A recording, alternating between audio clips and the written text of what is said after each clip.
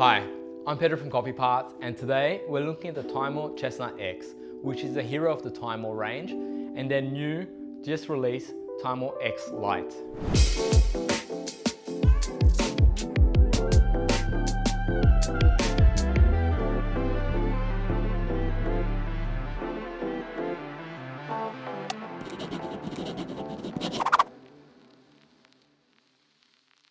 So on the second half of 2020, Timemore released the Chestnut X, which was the hero of their range.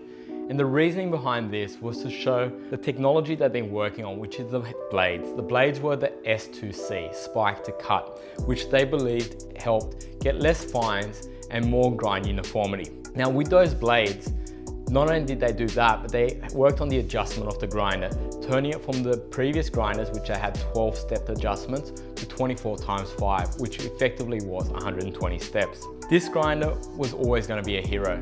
It was expensive, performed well, but not a mass market grinder.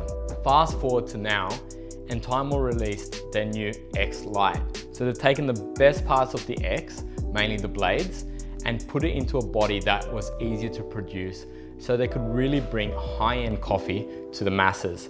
Now, looking at these two, the main differences were things like on the X, they had the foldable arm. So this foldable arm was just perfect for traveling and a really nice feature. They also had the squared body with a round inside, made from one-piece CNC aluminium. Now, with the X Lite, they've got the more traditional approach where they've gone for the more traditional arm and a more traditional round body, which is cheaper to produce, but they've kept the dual bearing and the blades the same. So these blades were the Timemore S2C 880, made from 440 stainless. One thing they've also done is moved away from the 24 times 5 or 120 grind adjustments. So you had your outer adjustment and your inner adjustment. So you had your outer adjustment and your inner adjustment to just a 24 adjustments here, which is more than enough to go between espresso and filter, but it saved a lot of cost. Their whole purpose was to bring these blades and bring the performance to a price point that really could deliver the best coffee to the most amount of people. On top of that, they listened to some feedback and added kind of minor things like rubber on the base so that it was just a softer way to put the grinders down on the cabinets. And once again, being the hero of their range, they put in their brass logo just to stamp this as the hero of their ranges. So in keeping with wanting to bring the best coffee to the masses, they not only worked on these two grinders, the X Lite being a cheaper version of the X, but with a very similar performance, they actually took the S2C patented technology of the blades and built it into a 38mm blade. What this meant was that this blade could be used on the rest of their range, being the C, the Slim, and the G1 range. So the current C2 is actually coming out as a C3 with the S2C blade. So this blade effectively putting a high-end blade with a spike to cut into the cheapest body that they make, which is already a really beautiful body. The whole principle is they really want everyone to be able to experience amazing coffee without the need to buy high-end electric grinders. So no matter where you are, everyone around the world can have the same experience. And I think that's actually pretty cool. So just putting these back together,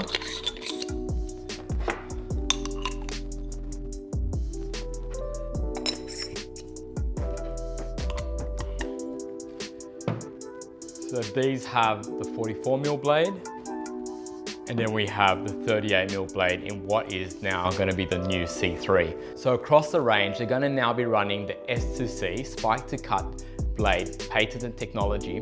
The differences will be on the C, Slim, and G1 range, you're going to be running the 38mm, where the X Lite and the X are going to be running the 44mm. Also, on the beginning of their range, they're running the 12 point-to-point dial-in adjustments, when on these, on the X Lite, they're running 24, and on the X, they're running the 120, which is 24 with the extra 5 internal clicks. So you get a lot more adjustability on these and a bigger blade, but you're really getting quite a similar performance, and the price point really is coming down to the body. These cost a lot more to manufacture, but the aim is to deliver the best coffee possible to as many people as possible. So We're just gonna run 20 grams, which we've actually preloaded into each of these grinders, into an espresso setting, grind it out and put it on the bench to not only show you how long it takes to grind, but what the result looks like. They're all in the identical setting already. So let's start with the C3 and see how it works.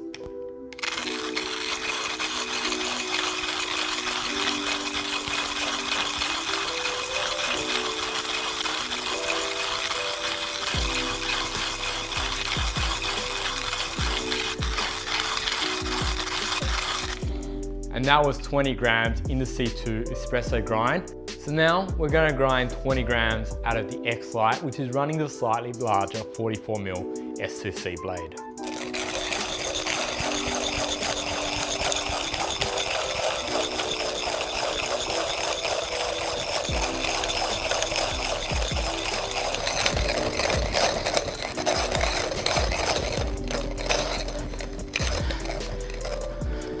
And that was 20 grams in the X Lite. And now we're gonna go with the X. Once again, preloaded with 20 grams. Let's see how this one works.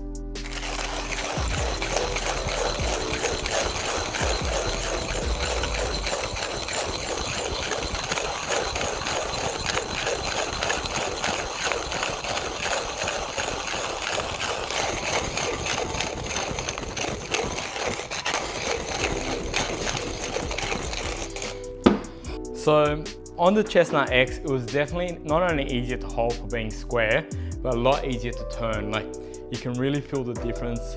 Actually, both of these, the X and X Lite, having the twin bearings, really did make it easier work.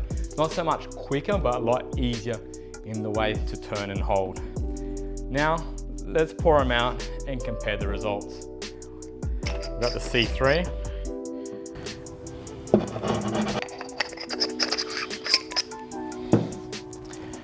We've got the X Lite.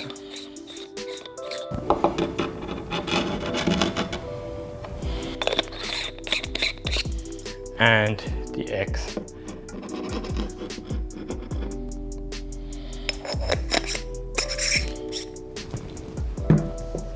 So from an ease of grind perspective, the dual bearings on the X Lite and X and the larger blades really did make it easier to grind.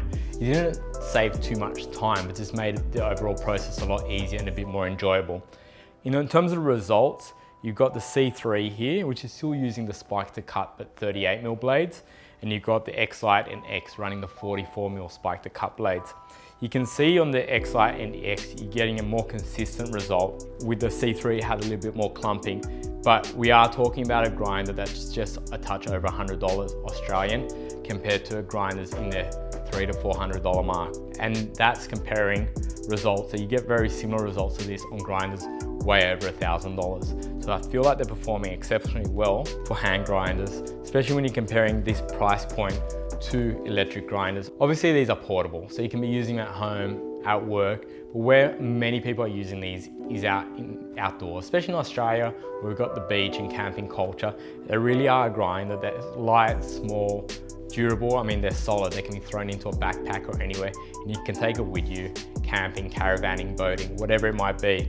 And from that aspect, to be able to get this grind quality outdoors really is awesome. Thank you for watching our video on the Timemore X Lite and X, as well as their new C3. If you've enjoyed this video, as usual, hit that like button, and if you haven't already, please subscribe. Thank you.